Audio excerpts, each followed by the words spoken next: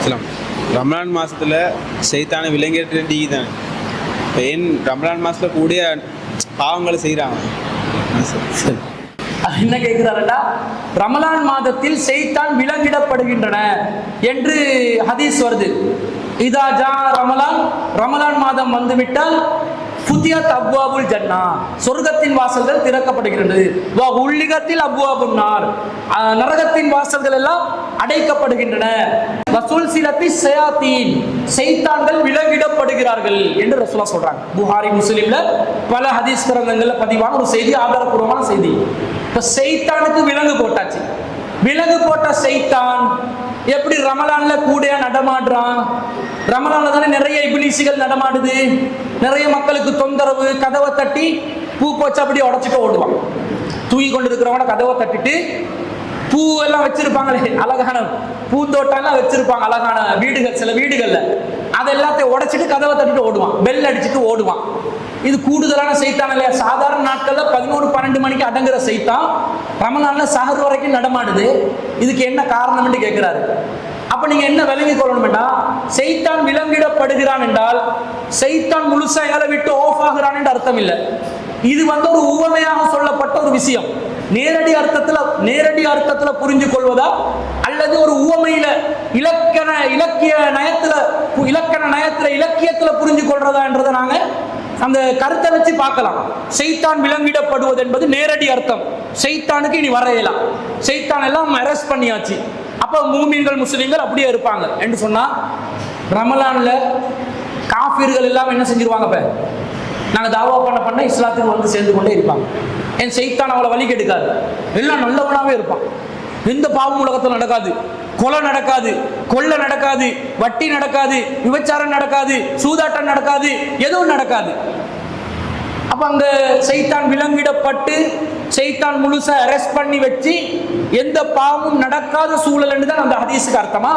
இல்லை. என்ன அர்த்தம்? அப்ப ஒரு இலக்கிய நயத்துல நாங்க ஒரு கருத்து கொடுக்கணும். அதாவது சில சொற்கள் இருக்கும், நேரடி அர்த்தத்துல புரிஞ்சு கொண்டால் விபரீதமாகும் போது மறைமுகமான அர்த்தத்துல புரிஞ்சு கொள்ளணும்.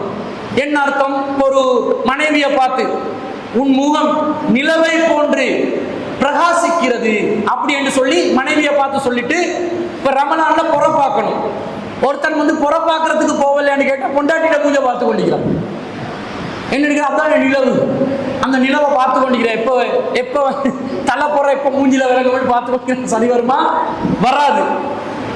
ஒருத்தன் இவனுடைய தேஜஸை பாருங்கள், இவனுடைய கம்பீரத்தை பாருங்கள், சிங்கத்தை போன்று இவன் வீரமாக இருக்கிறான். ஒருத்தன் போயிட்டு பின்னாடி அவனோட பின்பக்கத்தை தடவுறான். என்னடா தடவுறாய் என்று மண்டல குட்டி கேட்டா, சிங்கம் என்றாங்க உங்களுக்கு வால் இருக்குதான்னு தடவி பார்த்தேன்டா.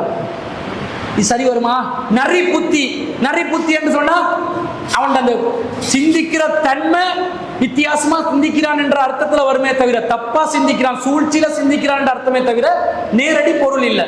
இந்த மாதிரி சைத்தான்கள் விலங்கிடப்படுகிறார்கள் என்றால் பாவங்கள் செய்வதற்குரிய வாய்ப்புகள் குறைக்கப்பட்டு நன்மைகள் செய்வதற்குரிய அதிகமான வாசல்கள் திறக்கப்பட்டு, அதான் அந்த ஹதீஸ்ல வருது. இதா ஜா ரமலான், ரமலான் மாதம் வந்து விட்டால் ஃபுதிஹத் அப்வாபுல் ஜன்னா, சொர்க்கத்தின் வாசல்கள் திறக்கப்படும். என்ன அர்த்தம்? சொர்க்கத்துக்கு எல்லாரும் நுழையும் விதத்தில் அதிகமாக அல்லாஹ்வுடைய அருள் இறங்குகிறது, அதிகமாக அல்லாஹ்வுடைய அந்த மக்ஃபிரத் பாவம் மன்னிப்பு இறங்குகிறது என்று அர்த்தம். உள்ளிகத்தை அபுபாபுன் நார்ண்டா நரகத்தின் வாசல்கள் அடைக்கப்படுதுன்னா நரகத்துக்கு போறதுக்குரிய வாய்ப்புகள் குறைக்கப்படுகிறது. சாதாரண நாட்கள்ல 5 நேர தொழுகையை ஒழுங்கா தொழ மாட்டான், ரமலான்ல இரவு தொழுகையும் சேர்த்து தொழுவான், இஸ்திக்பார் செய்வான், குர்ஆன் திலாவத் செய்வான், நோம்பு பசிப்பட்டினில வேற இருப்பான். இதெல்லாம் அவனை நன்மையில அதிகம் செய்வதற்கு வாய்ப்பு அமைதா இல்லையா? அமைது.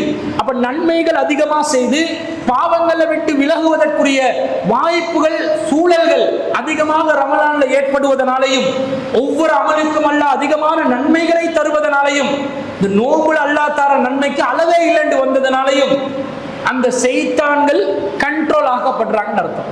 வேற நாள்ல மாதிரி எங்களை ரமலான்ல வழி கெடுக்க இயலாது.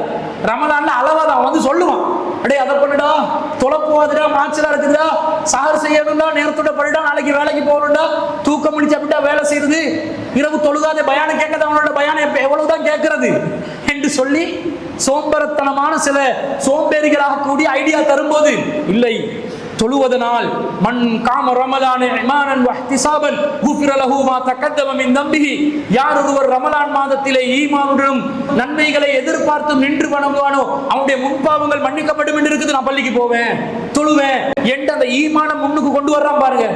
இது அந்த சைத்தான் தோல்வி அடைவதற்குரிய காரணம் அமைவதனால்தான் சைத்தான்கள் விலங்கிடப்படுகிறார்கள் என்று சொல்லப்படுகிறதே தவிர நேரடி அர்த்தத்தில் புரிந்து கொள்ள முடியாது என்ற எப்பவும் சைத்தான் எங்களோட நடமாடி கொண்டு தான் இருப்பான். அவன் நம்ம விட்டு போறது இல்லை, வழிகெடுப்பான்.